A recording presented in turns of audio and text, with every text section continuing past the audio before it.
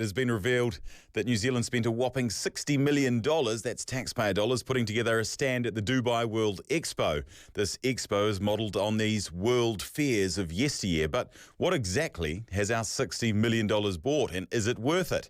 For more on this, I'm joined by Geoffrey Miller. He's an international analyst with the Democracy Project at Victoria University. Good evening. Hi there, Lloyd. Thank you so much for joining me. It might sound like a new concept. We've seen all the planes flying around the world with Dubai 20 or Expo 2020 written all over them. This is not a new concept, is it?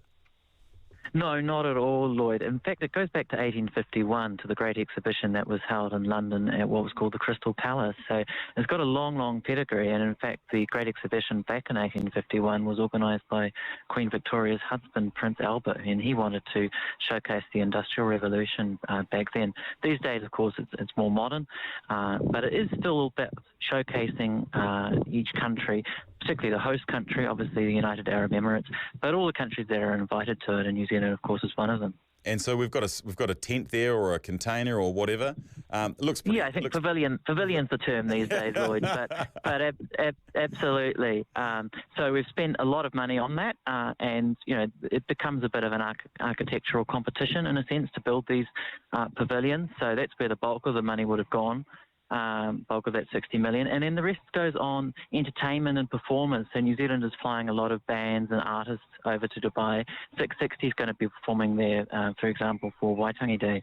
So it is expensive, but I think it is worth it. We do trade a lot with the Middle East and the Gulf, about $2 billion to the Gulf countries, the wealthy Gulf countries there, and $1 billion of goods and services we sell to the UAE every year.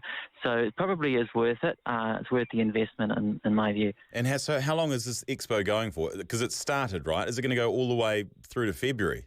It goes for 6 months, so and that's always So it's a long thing, and it's always been the way, going right back to 1851. And the hope is that you get a lot of visitors to this, VIPs, but also just ordinary people who go along. Of course, COVID has got in the way of that. They were predicting 25 million visitors. I don't think they'll get anywhere near that now because of the slowdown in international travel. But still, Dubai, it is such a trading hub. It really is a crucial location for New Zealand trade. So I think it would be crazy not to be there. And it would also be a bit of a snub to the UAE if we decline their invitation, particularly when all our competitors are going. Australia's got a big pavilion there, France, Germany, UK. So many countries see the potential there, and it's really a big marketing thing, and it is something that only governments can do. The invitations are sent only to governments. So, New Zealand exporters, they kind of rely on the government to organise this, and, the hope will be that there'll be a payday down the road in terms of, deals and trade deals that are done and growing our trade with the Middle East.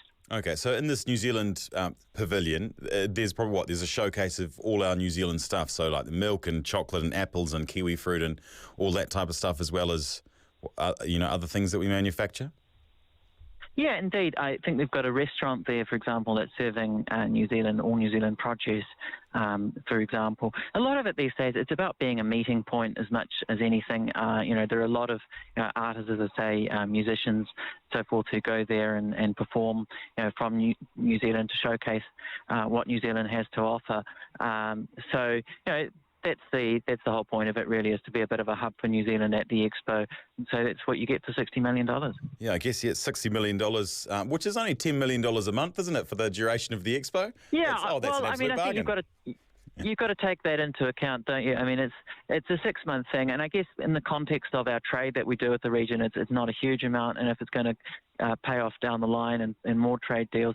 But also, I mean, when you look at the amount of money we're spending on the COVID response these days, and we spent a couple of $1 billion, I think, just in the last couple of weeks of August with that initial, level 4 lockdown that we had nationwide. So, these days, what's another 60 million, I think, and particularly if it goes to a good cause and gets our exporters some trade deals down the line. Exactly. Thank you so much. That's Geoffrey Miller, who's an international analyst at the Victoria University.